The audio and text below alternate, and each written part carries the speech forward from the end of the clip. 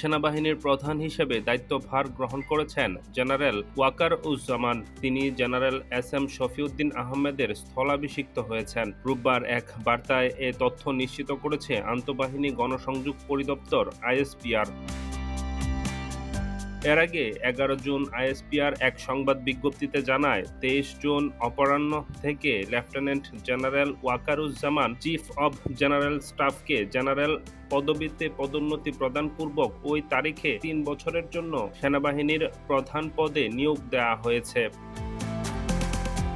General Wakeruzzaman 1985 সালের 20 December east Bengal রেজিমেন্টের সদস্য হিসেবে 13তম দীর্ঘমেয়াদী কোর্সের সঙ্গে বাংলাদেশ সেনাবাহিনীতে কমিশন লাভ করেন। সামরিক জীবনের শুরু থেকে তিনি বিভিন্ন কোর্সের ভালো ফলাফলের ক্রমধারায় তিনি ডিফেন্স সার্ভিসেস কমান্ড ও স্টাফ কলেজ মিরপুর থেকে সাফল্যের সঙ্গে গ্র্যাজুয়েশন সম্পন্ন করেন। পরবর্তী সময়ে তিনি joint services command and staff college যুক্তরাজ্য থেকেও গ্র্যাজুয়েট হিসেবে স্বীকৃতি লাভ করেন। তিনি জাতীয় বিশ্ববিদ্যালয়ের আওতায় প্রথম শ্রেণীর মাস্টার্স অফ ডিফেন্স স্টাডিজ সম্পন্ন করেন এবং যুক্তরাজ্যের Kings college university of London থেকে masters of arts in defence studies degree অর্জন করেন। সেনা প্রধান হিসাবে আমার প্রধান দায়িত্ব হচ্ছে সেনাবাহিনীকে সবসময় যুদ্ধের জন্য প্রস্তুত রাখা, বিভিন্ন ভবিষ্যৎ চ্যালেঞ্জের জন্য প্রস্তুত রাখা।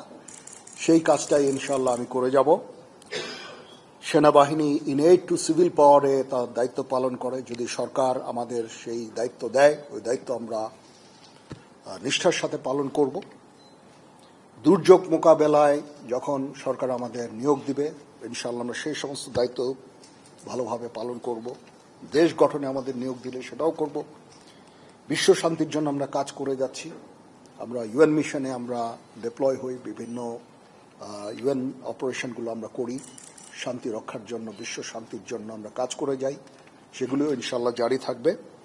এবং আমি আমার প্রাক্তন সমস্ত সেনা প্রধানদের প্রতি আমি কৃতজ্ঞতা জানাচ্ছি।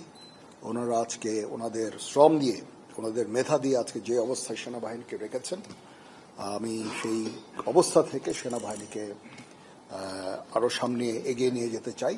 ওনারা অনেক পরিশ্রম করেছেন এবং সেনাবাহিনীকে একটা অত্যন্ত সুন্দর জায়গায় আমি পেয়েছি আমার এর আগে সেনাপ্রধানের কাছ থেকে। ইনশাআল্লাহ আমি ভবিষ্যতে সেনাবাহিনীকে এগিয়ে নিয়ে যাওয়ার আমার সর্বাত্মক চেষ্টা আমি জারি রাখব এবং দেশ এবং জনগণের প্রয়োজনে যখন প্রয়োজন হবে আমরা সর্বদা নিয়োজিত থাকব এবং জাতির পাশে থাকব ইনশাআল্লাহ।